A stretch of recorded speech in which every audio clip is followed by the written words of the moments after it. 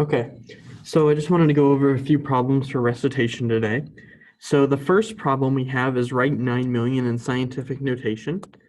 So 9 million written out in our standard notation is 9, and then we have 6 zeros after it. Okay, so that's 9 million. Okay, so to write this in scientific notation, we know that we have to have a number between 1 and 10, and then we multiply it by 10 to some power. So in this case, we can move the decimal place to the right 6 places. So we have a 9. You can say it's 9 times 10. And we know it's a really big number, so we're going to have a positive exponent, meaning that our positive exponent is just how many times we move that decimal place. So in this case, we moved it 6 times. So we're going to have 9 times 10 to the 6th power. So that's number 1. Number 2, it says write 0.0035 in scientific notation. So I'm going to have to move this decimal place to the right 3. So we get 3.5 times 10. And since this is a small number and we made it bigger, we know that this is going to have a negative exponent. And it's negative 1, 2, 3. So it's 10 to the negative 3rd power. Okay. That's number 2. Number 3, it says multiply those two scientific notations together, right? So I'm just going to multiply them.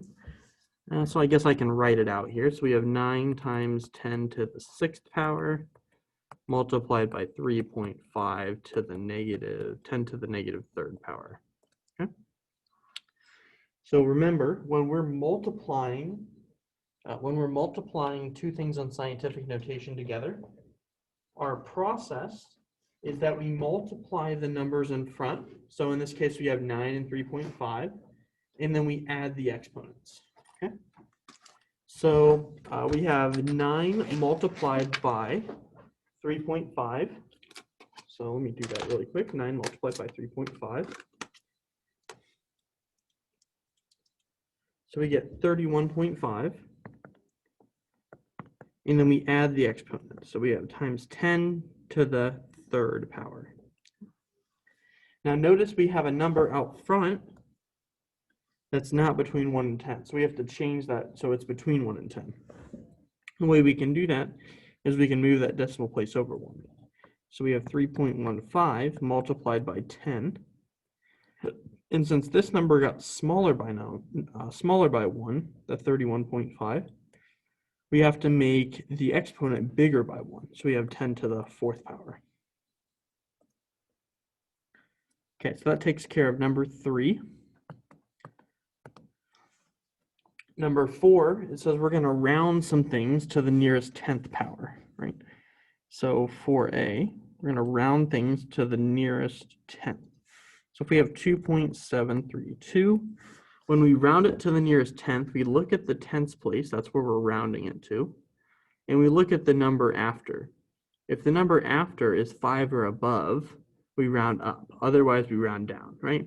So in this case, we have a 3 after, which is below 5, so we round down to 2.7. So this rounds down to 2.7. Okay, we do B, same thing, we have 66.35. Look at the tens place, look at the one after. We have a 5, so we have to round up. So we have 66.4 after rounding. C, we have negative 7.820. Rounding to the tens place again, it looks like this one's below 5. So we're going to round down to 7.8, negative 7.8. Okay, so it takes care of 4. And then number 5 now. We're going to round this huge number to the thousandths place. So I'm going to use a little bit of a trick here. I'm going to shorten this down. So I have 84.2562. Okay. And you might be wondering, why am I not writing the rest? Well, if we're rounding it to the thousandths place, the only thing we need to look at is the one after where we're rounding, right? So I see that 2, it doesn't matter what's after that, because it's either going to be above or below 5, right, or equal to. Since this is below 5, I can round it down. So it doesn't matter what all the other decimal places are. We're just looking at the one right after the one that we're rounding to. So rounding this, we get 84.256, right? Because we have to round it down because this is less than 5. And that's your answer for number 5. Okay. If you have any questions or anything, feel free to email me.